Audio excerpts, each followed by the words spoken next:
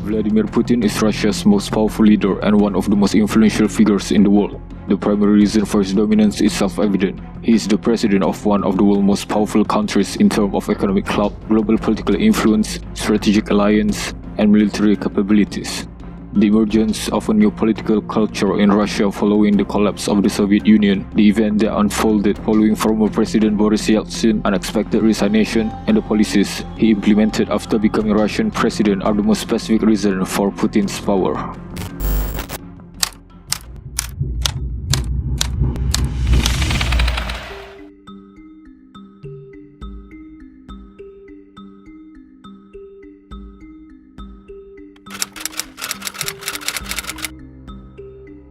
Following the disintegration of the Soviet Union in 1991, Russia was able to move from a socialist to a market-oriented economy. Furthermore, Boris Yeltsin ascended to power in the 1990s, instituting measures that slowed the emergence of a truly democratic society while giving future dictators carte blanche.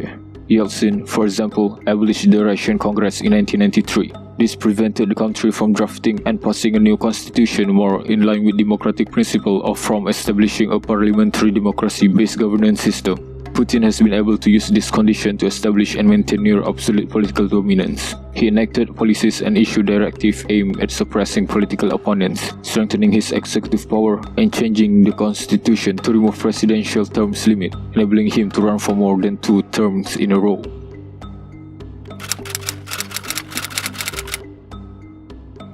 Following the Soviet Union dissolution in the 1990s, the first generation of business oligarchs emerged. These individuals made large sums of money during the Russian privatization process and via dubious but profitable government actions. This oligarch also influenced Yeltsin's re-election in 1996. They provided money for the campaign. They also maintained complete control over major business and sectors. Their power extended beyond politics to the point that they were able to exert influence over the Yeltsin regime. Yeltsin unexpectedly resigned in 1999, and Putin was appointed as his replacement. Prior to this, he appointed Putin as one of the 3 inaugural deputy prime ministers.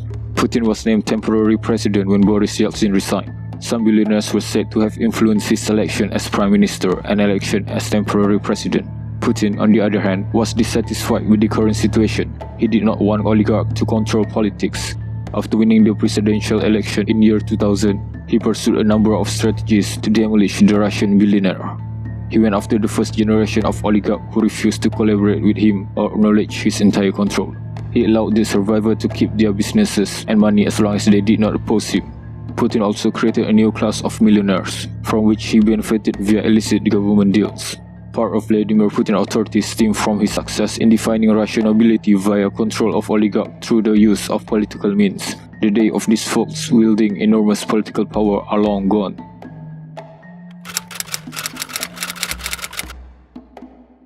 Under Putin, Russia has gradually devolved into an autocracy with fascist overtones. The Russian president has shown an authoritarian or autocratic leadership style, with a transactional relationship with his subordinate as seen by the country's political and business landscape.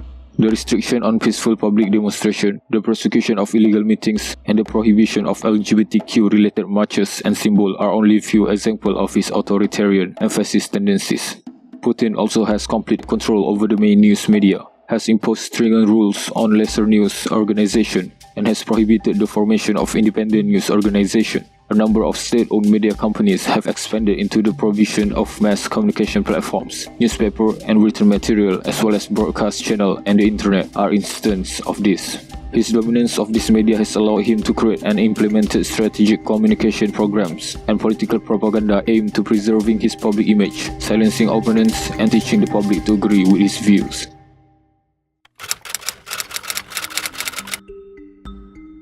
Putin remains visible to the general population. He's been photographed multiple times by the media. He has attended several prominent events both within and outside Russia.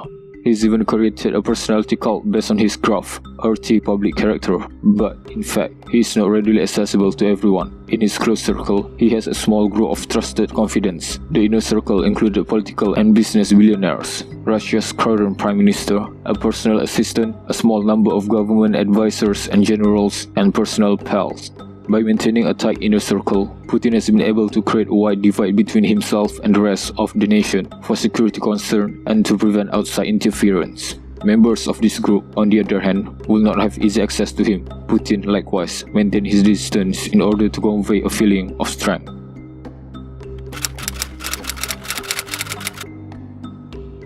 The Russian Federation's armed forces are another reason for Vladimir Putin's dominance, not just in Russia but also in the domestic political arena. It is worth mentioning that Russia has one of the world's largest and most powerful militaries. The large stockpile of nuclear weapons and superior missile delivery systems of the Russian military are part of the country's power. Russia is capable of delivering nuclear weapons on land as well as using naval vessels and air assets such as bombers. It is capable of firing a missile that can go beyond its geographical boundaries and to other continents with exceptional precision.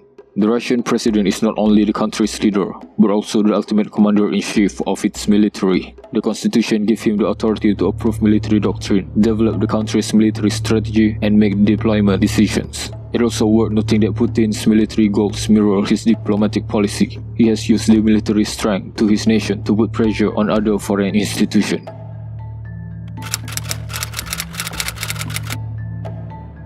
Ukraine, Russia, and Belarus were founded on the banks of the Dnieper River almost 1200 years ago by Kievan Rus, a medieval state that ruled over a large portion of Eastern Europe. However, Russians and Ukrainians are split linguistically, historically, and most importantly, politically. On the other hand, Putin has often argued that Russians and Ukrainians are one people and that they are both part of Russian culture, which includes Belarus. Ukrainians are wary of what he says. Ukraine underwent two revolutions between 2005 and 2014, both opposing Russian control and inspiring to join the European Union and NATO. Putin is particularly enraged by the thought of NATO base being established near his borders, and argues that Ukraine joining the US-led transatlantic alliance will be the red line cross.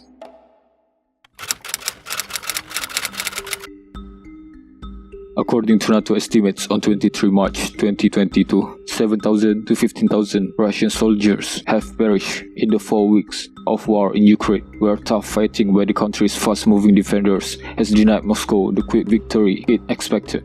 According to a senior NATO military commander, the assessment was based on information from Ukrainian authorities. When Russia started its invasion on February 24, the greatest attack on Europe since World War II, a swift takeover of Ukraine's democratically elected government looked certain. Russia, on the other hand, is embroiled in a bloody military campaign after their ground forces were frequently halted or stopped by hit-and-run Ukrainian battalions armed with Western supply weaponry.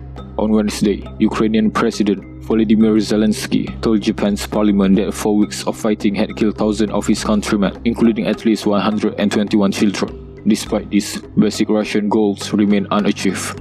Kiev, Ukraine's capital, has been shelled multiple times, but is still not surrounded. The city was rocked by near-constant shelling and shooting on Wednesday, with plumes of black smoke billowing from the city's western outskirts as the two factions fought for control of several neighborhoods.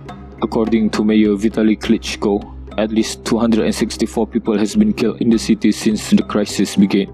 Mariupol, the port city that has been under siege and bombed for weeks, has experienced the most devastation of the battle. However, the Ukrainian military has prevented it from collapsing, thwarting Moscow's apparent intention to entirely build a land bridge between Russia and Crimea, which Ukraine seized in 2014. According to Zelensky, 100,000 civilians remain in a metropolis of 430,000 people.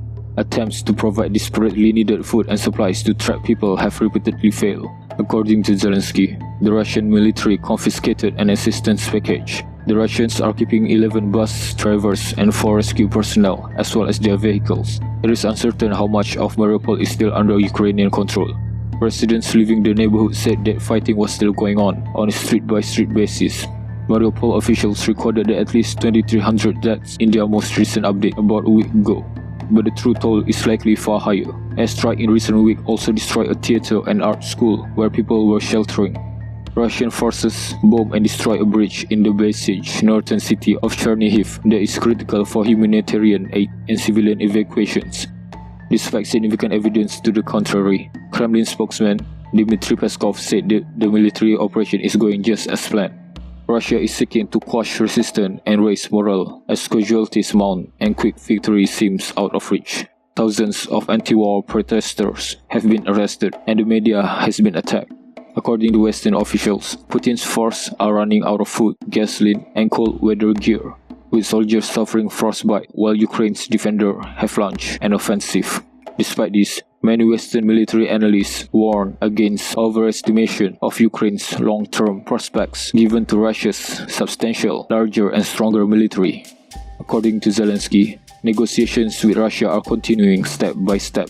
He explained, "We are defending our land. We are fighting for our independence, as well as the freedom of Europe as a whole."